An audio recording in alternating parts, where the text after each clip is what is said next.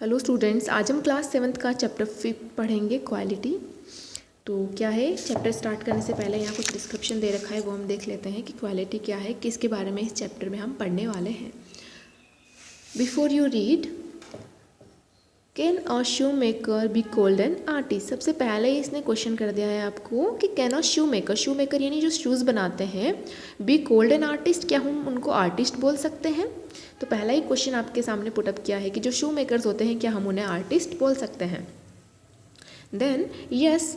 If he has the same skill and pride in his trade as any other artist and the same respect for it too. Mr. Gessler, a German shopkeeper settled in London, is a perfect artist. Read this story to see how he devotes his life to his art. अब यहाँ पर जो question किया गया था कि क्या हम एक शू मेकर को आर्टिस्ट बुला सकते हैं, तो फिर यहाँ पर आपको आंसर मिल रहा है यस, हम उनको बुला सकते हैं if he has the same skill and pride in his trade ये नहीं होता है उसके बिजनेस में, ट्रेड में अगर उसकी क्या है स्किल्स अच्छी हैं, उसका प्राइड अच्छा है, तो क्या है एज एनी अदर आर्टिस्ट, जैसे दूसरे आर्टिस्ट होते हैं, हम दूसरों को आर्टिस्ट बुलाते हैं, सिंगर है, एक्टर्स है ना, उन लोगों को हम आर्टिस्ट बुलाते हैं, है ना। तो इसको भी हम आर्टिस्ट बुला सकते हैं। And the same respect for too, और उनको भी हम वैसे ही रिस्पेक्ट दे सकते हैं जैसे हम सब आर्टिस्ट को देते हैं। मिस्टर गैजलर, अ जर्मन शॉपकीपर, यहाँ पर हम इस चैप्टर में किसके बारे में पढ़ने वाले हैं। मिस्टर गैजलर जो है वो एक जर्मन में शॉपकीपर है, दुकानदार है, सेटल इन लंडन, जो कि कहाँ है, इनकी शॉप कहाँ है, लंदन में है। एज अ परफेक्ट आर्टिस्ट, और ये क्या है, इज़ अ परफेक्ट आर्टिस्ट, ये बहुत ही परफेक्ट आर्टिस्ट हैं। Read the story to see how he devotes his life to his art. और हम ये स्टोरी पढ़ेंगे कि कैसे उसने अपनी पूरी ज़िंदगी डिवोट कर दी ना, पूरी दे दी अपनी ज़िंदगी किसको, इस आर्ट को। अब आर्ट क्या है, वो क्या है, शू मेकर है, शूज़ बनाते हैं, तो शू मेकर उनका आर्ट है और उन्होंने अपनी पूरी लाइफ इस आर्ट को दे दी है। तो मिस्टर गैसलर के बारे में हम पढ़ने वाले हैं। तो चैप्टर का हमारा नाम है quality. I knew him from the days of my extreme youth because he made my father's boot. He lived with his elder brother in his shop, which was in Small By Street in a fashionable part of London. तो first जो paragraph है उसमें बोल रहा है, जो author है वो बोल रहा है, I knew him from the days of my extreme youth. Extreme youth यानी जब मैं यंग था, जब मैं युवा था, यंग था, तब से मैं उन्हें जानता हूँ, है ना। आई न्यू यानी मैं उनको जानता हूँ उन दिनों से जब मैं क्या था, यंग था। Because he made my father shoes, अब मैं कैसे जानता हूँ, क्योंकि उन्होंने मेरे फादर के शूज़ बनाए थे। ही lived with his Elder brother in his shop, वो अपने एल्डर ब्रदर के साथ उस शॉप में रहता था। Which was in a small by street in a fashionable part of London, उनकी शॉप कहाँ थी, लंदन की एक फैशनेबल स्ट्रीट होती है, गली में थी, एक छोटी सी दुकान थी उनकी लंदन में। तो क्या बोल रहा है यहाँ पर ऑथर कि मैं उन्हें पहले से, जब मैं यूथ में था, जब मैं युवा था, तब से मैं उससे जानता हूँ, क्योंकि वो मेरे फादर के बूट भी बनाते थे और उनकी दुकान को भी मैं जानता हूँ। The shop had a certain quite distinction, there was no sign upon it other than the name of Gessler brothers, and in the window a few pairs of boots. He made only what was ordered, and what he made never fail to fit. To make boots, such boots as he made, seemed to me then and still seem to me mysterious and wonderful. The shop had a certain quite distinction. Distinction यानी होता है कि विशिष्टता, है ना, उसका एक गुण था, यानी जो शॉप थी उसके कुछ गुण थे, है ना, कुछ विशेषताएं थी। वो क्या थी, there was no sign upon it, उसके ऊपर कोई भी साइन या कुछ भी बना हुआ नहीं था। It other than the name of Gessler brothers, सिर्फ क्या लिखा हुआ था, उस पर एक नाम लिखा हुआ था, गैसलर ब्रदर्स, बस। इसके अलावा उस शॉप पर कुछ भी और पेंटिंग वगैरह नहीं कर रखी या कुछ भी और स्टिकर्स वगैरह नहीं लगा रखे, बहुत ही सिंपल था। और उस पर क्या लिखा हुआ था, तो उसकी विशेषताएं बताई गई है ना। उस शॉप के बारे में थोड़ा बहुत डिस्क्राइब किया गया है कि वो शॉप कैसे थी, सिर्फ उस पर एक नाम लिखा हुआ था, बाकी अदर देन ज़्यादा उस पर कुछ कर नहीं रखा था। And in the window a few pairs of boots, और सिर्फ कुछ एक बूट ही वहाँ पर विंडो में रखे हुए थे, विंडो पर हैंग कर रखे थे ना, ज़्यादा बूट्स नहीं बना कर रख रखे थे। पूरा ऐसा होता है ना, अपन शॉप, किसी शू कीपर की शॉप पर जाते हैं तो वहाँ पर पूरा दुकान जो होता है वो शूज़ से, अलग अलग शूज़ से पूरे रैक में भरी हुई होती है, लेकिन ऐसा वहाँ पर कुछ नहीं था, उनके तो कुछ ही पेयर्स वहाँ पर पड़े थे। ही made only what was ordered, क्योंकि वो क्या करते थे, सिर्फ ऑर्डर पे ही शूज़ बनाते थे, उनको जो ऑर्डर मिलता था उस पर ही शूज़ बनाते थे। And what he made never fail to fit, और जो भी वो बनाते थे ना, जो शूज़ वो बनाते थे वो कभी भी फेल्ड नहीं होते थे टू फिट, यानी कि सबके परफेक्टली वो क्या हो जाते थे, साइज़ परफेक्टली बन जाते थे, कभी भी वो गलत साइज़ नहीं बनाते थे। To make boots such boots as he made seemed to me then and still seem to me mysterious and wonderful, यानी कि जो बूट वो बनाते हैं मुझे तब भी मिस्टीरियस लगते थे और वंडरफुल लगते थे, और मुझे अब भी मिस्टीरियस और वंडरफुल लगते हैं, है ना। मिस्टीरियस यानी कि बहुत ही रहस्यात्मक लगते हैं, वंडरफुल बहुत ही अच्छे लगते हैं मुझे ना, यानी उनकी जो ये आर्ट है शूज़ बनाने की वो बहुत ही अच्छी और अट्रैक्टिव है। नेक्स्ट देखिए, आई रिमेंबर वेल माई शाई marks one day while stretching out to him my youthful foot, isn't it awfully hard to do, Mr. Gessler? And his answer given with a sudden smile from out of the redness of his beard, I would isn't, ये देखिए थोड़ी language अलग लिखी हुई है, क्योंकि इन्होंने क्या है, लंदन में जो लैंग्वेज बोली जाती है उसका यूज़ किया। इसका मतलब है इट इज़ एन आर्ट, है ना, ये लिखा हुआ है तो ये लैंग्वेज थोड़ी सी अलग है तो आपको पढ़ने में डिफ़िकल्टी हो सकती है। इसका मतलब क्या है, इट इज़ एन आर्ट, ये क्या है, एक आर्ट है। यानी जब आई रिमेंबर वेल माई शाई रिमार्क्स, यानी कि मुझे याद है, शाई नहीं होता शर्मिंदगी भरे जो रिमार्क्स थे मुझे याद है, वन डे जब मैं क्या हुआ था, while stretching out to him my youthful feet, या फुट है ना, मेरे जो जब मैं जवान था, यूथफुल फुट यहाँ पर इसलिए बोला गया कि जब वो जवान थे तो उन्होंने क्या किया था कि वो उनकी शॉप पे गए थे। हम शॉप पे जाते हैं तो अपने जो पैर होते हैं वो बताते हैं ताकि उनको साइज़ पता चले, और वो हमें शूज़ पूरे पहना करके फिटिंग्स देखते हैं। तो जब वो वहाँ गए थे तो उनको थोड़ी सी शर्म आई थी, क्योंकि isn't it awfully hard to do, क्योंकि उन्होंने मिस्टर गैजलर से क्वेश्चन किया था कि क्या ये थोड़ा हार्ड नहीं पड़ता करने को लिए, ऑफुली नहीं बहुत हार्ड होता होगा ना सब चीज़ें करना, शूज़ बनाना इस तरीके से।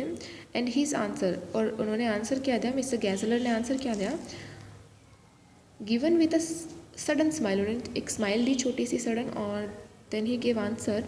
From out of the redness of his beard, उसकी जो रेडनेस थी उसके मतलब होता है ना, जब आपसे कोई क्वेश्चन पूछता है वो स्माइल करके एकदम लालिमा छा गई उनके ना, लाल लाल हो गया फेस, और फिर उन्होंने आंसर दिया इट इज़ एन आर्ट, ये क्या है, एक आर्ट है, एक कला है, यानी शूज़ बनाना मेरे लिए,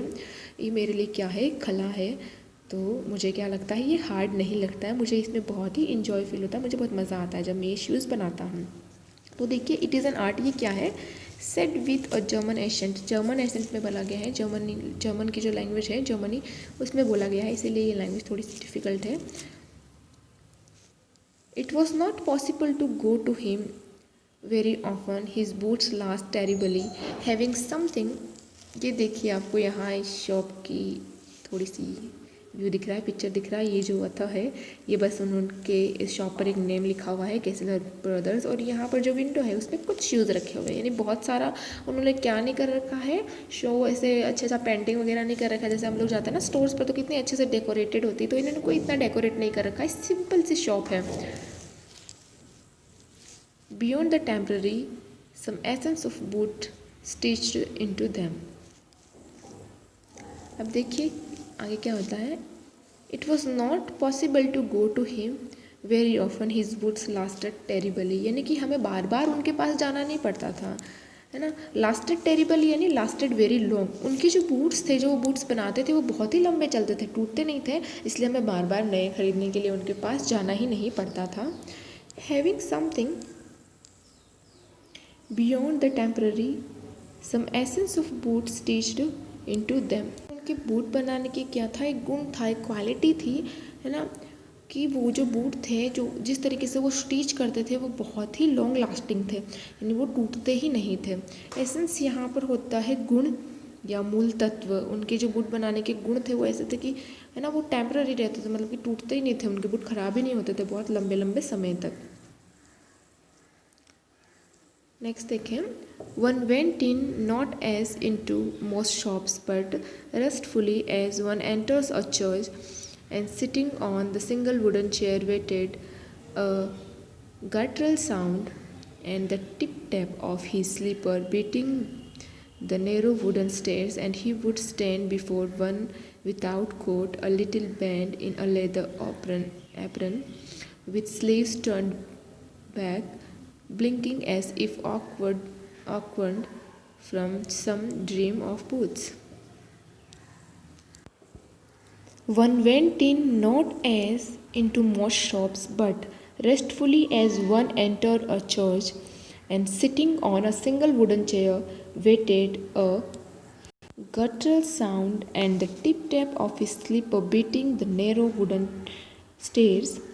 and he would stand before one without coat, a little band, a leather apron with sleeves turned black, blinking as if awakened from some dream of boots. ये क्या होता है? वन वेंट इन, जब भी कोई उनकी शॉप के अंदर जाता है, as in to most shop, जैसे कि हम सभी शॉप में जाते हैं, उनकी शॉप के अंदर जाते हैं, but restfully as one enters a church, लेकिन कैसा फील होता था उनको, जैसे कि हम किसी चर्च में एंटर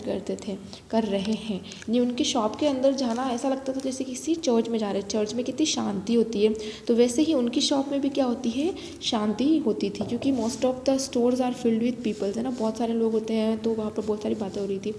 तो वैसी शॉप नहीं थी, ये बहुत ही चर्च जैसी, इन्होंने चर्च से कंपेयर कर दिया है। And sitting on a single wooden chair waited, है ना, यानी कि वो एक छोटी सी वहाँ पर सिंगल ब्रेंच रखी हुई थी, वुड की बनी हुई, वहाँ पर वो क्या करते थे, वेटेड, उनके लिए वेट करते थे।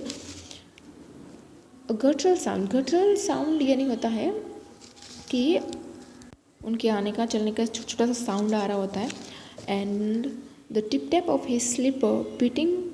द नैरो स्टेयर्स, और वो ऊपर से नीचे आते हैं तो जो चप्पल जो पहन रखी होती है ना, स्लीपर जो पहन रखी है ना, उनकी टिप टैप क्या आती है, वॉइस आती है जब वो वुडन स्टेयर्स यानी जो सीढ़ियाँ होती हैं, वुडन सीढ़ियों से जब वो नीचे आ रहे होते हैं तो उनकी आवाज़ आती है स्लीपर्स की। And he would stand before one without coat, और वो सामने आके खड़े हो जाते हैं आपके, जिन्होंने उनका अपीयरेंस भी बता रखा है कैसे दिखते हैं वो, विदाउट कोट, उन्होंने कुछ कोट नहीं पहना सा, लिटिल बैंड, वो थोड़े से बैंड होके खड़े होते हैं। इन लेदर एप्रन, उन्होंने क्या पहन रखा है, एप्रन पहन रखा है, वो भी लेदर का बना हुआ, with a sleeve turned back, और उसकी जो स्लीव्स होती है वो पीछे की साइड में मोड़ रखी होती है, ब्लिंकिंग करते हुए, है ना, ऐसे जब करते हुए, आँखों को टमटमाते हुए, as he awakened from some dream of boots, उनको देख के ऐसा लगता है शायद वो नींद में से उठे हैं, और किसके ड्रीम में से उठे हैं, बूट्स, है ना, जो मतलब कि सो रहे थे और उनको ड्रीम्स आ रहे थे बूट्स के, तो उससे उठ करके वो आए हैं। तो यहाँ पर देखिए शॉप की और मिस्टर गैजलर की थोड़ी सी बताया है, थोड़ा सा उनके बारे में बताया कि वो कैसे दिखते हैं, जब आप शॉप में एंटर करते हो तो आपको कैसा फील होता है। एंड आई वुड से, और मैं बोलता था, क्या बोलता था, देखिए ऑथर क्या बोलता है, how do you do Mister Gessler, आप कैसे कर लेते हैं Mister Gessler, could you make me a pair of Russian leather boots, क्या आप मुझे एक रशियन लेदर बूट्स बना के दे सकते हैं, एक पेयर बना के दे सकते हैं रशियन लेदर बूट का। Without a word he would leave me retiring whence he came or into the other portion of the shop, and I would continue to rest in the wooden chair, inhaling the essence of his trade. फिर क्या होता है, जैसे ही क्या होता है, वो author shop में जाता है और वो बोलता है कि क्या आप मुझे रशियन लेदर शूज़ बना देंगे, विदाउट अ वर्ड, कुछ भी बोले बिना, he would leave me retiring whence यानी मुझे रेस्ट के लिए छोड़ देता था, he came or into the other portion of the shop, और मुझे वहाँ छोड़ के कहाँ चला जाता था, अदर पोर्शन जो है उस शॉप का जो दूसरा पोर्शन है वहाँ चला जाता था। And I would continue to rest in the wooden chair, inhaling the essence of his trade, essence यानी होता है महक, शूज़ बनाते हैं तो ऑब्वियसली वहाँ पर उनकी स्मेल आती होगी, इनहेलिंग यानी कि इनहेल करना, अंदर खींचना, है ना, तो उनको जो सुगंध आती थी उसकी ट्रेड की, वहाँ बैठे बैठे उस चेयर में बैठे बैठे वो वेट कर रहे होते हैं और वो सुगंध ले रहे होते हैं, किसकी, उसकी ट्रेड की। Soon would come back holding in his hand a piece of gold brown leather, with eyes fixed on it he would remark, what a beautiful piece, when I too had admired it he would speak again, when do you want them, है ना, यानी when do you want them. फिर क्या होता था कि जो author है वो तो वेट कर रहा है उसके दुकान पे। सून ही वुड कम बैक, और थोड़ी देर में वो वापस आता है। उसके हाथ में क्या होता है, गोल्ड ब्राउन लेदर के पीसेस होते हैं, और उनकी आंखें जो होती है with eyes fixed on it, उनकी आंखें उसी को देख रही होती है, जिसके हाथ में जो गोल्ड ब्राउन लेदर था उसी को देख रही होती है। और वो रिमार्क करते हैं व्हाट ए ब्यूटीफुल ब्लिस, यानी कि क्या सुंदर ब्यूटीफुल ये लेदर का टुकड़ा है ना, ये लेदर जो है जो कितनी सुंदर है। When I too had admired it, यानी कि मैंने भी जब उसकी प्रशंसा की, एडमायर यानी किसकी प्रशंसा की, ये गोल्ड ब्राउन जो लेदर देख रहा था, जब उसने बोला कि कितना सुंदर है, तो मैंने भी उन्हें बोला कि कितना सुंदर है वो। ही वुड स्पीक अगेन, फिर वो बोलते थे when do you want them, यानी कि तुम्हें ये बूट कब चाहिए, कब तक तैयार होके चाहिए। एंड आई वुड आंसर, और मैं क्या आंसर करता था, oh as soon as you conveniently can, and he would say tomorrow fortnight, है ना, मतलब कि फिर बोलते थे कि तुम्हें ये शूज़ कब चाहिए, तो वो आंसर करता था as soon as you conveniently can, यानी कि जब तक जैसे आप बना लो इजीली, जब तक तब दे देना मुझे। एंड वुड से टुमारो, यहाँ पर जो ये वर्ड है इसका मतलब है फॉरनाइट, है ना, यानी कि कल दे दो मुझे। और if he were his elder brother I will ask my brother, brother यानी यहाँ पे है ब्रदर। और if he were his elder brother I will ask my brother, है ना, अगर मेरा एल्डर ब्रदर होगा तो मैं उससे पूछ लूँगा। यानी यहाँ कुछ कुछ जो वर्ड्स हैं वो जर्मन इंग्लिश के यूज़ किए गए ना, जर्मनी के यूज़ किए गए, तो आप इसमें यहाँ पे हेल्प दे रखी है साइड में, इससे पता कर सकते हो कैसे किसके लिए कौन सा वर्ड यूज़ किया गया। तो हमने यहाँ पर क्या देखा कि जो ऑथर है वो कहाँ जाता है, कैसलर ब्रदर शॉप के ऊपर जाता है, और शॉप के बारे में बताता है कि जो शॉपकीपर है वो क्या करता है, शूज़ बनाता है, और इतने अच्छी क्वालिटी के शूज़ बनाता है कि वो बहुत ही ज़्यादा चलते हैं, उसके शूज़ टूटते ही नहीं हैं। और वो उसकी दुकान का अपीयरेंस बता रहे हैं कि उसकी दुकान कैसी है, और हम जाते हैं तो वो कैसा दिखता है, क्या है, ये सारी चीज़ें हमने इसमें देखी।